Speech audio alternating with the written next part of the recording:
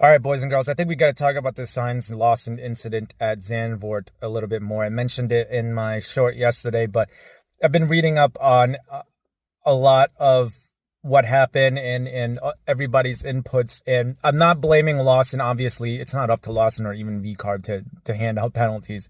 And I'm not saying that Lawson is a bad driver. This happens to all the drivers up and down the grid. But I think the rules are the biggest problem here. We've gone from allowing the attacking car to literally drive into the defending car and push them off the road, to now penalizing the attacking car for even having a sniff around the outside, and even just thinking about having a go at overtaking, which I think is not good for racing. Any other league, it would have been a racing incident and nobody would have thought about it again after it happened. But for some reason, F1, I know that the drivers have been asking for this just because so many incidents in the last few seasons where the rules just weren't really clear enough, or the stewards were penalizing some incidents and then not penalizing others. So there was a lot of confusion.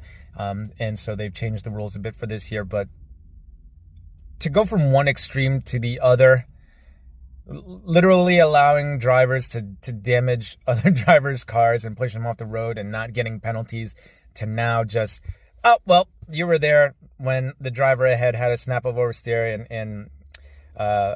or a snap of oversteer and got pushed out wide, and your car shouldn't have been there, so we're going to give you a 10-second penalty.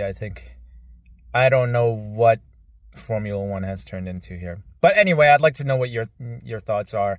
And like I said, I'm not blaming Lawson or anything like that. Everybody makes mistakes. And I don't like that Sainz, and this isn't the first time he's done it, I don't like that Sainz went out publicly in interviews and started blasting another driver. I think Lawson's right. I think that type of stuff you need to speak to them privately and hash it out behind the scenes, because Sainz has made some dumb moves as well.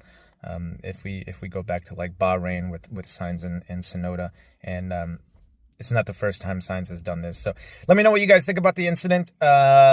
Do you think the rule needs to be changed? And do you really think it was Sainz's fault for that incident? Or do you think he kind of got a pretty harsh penalty?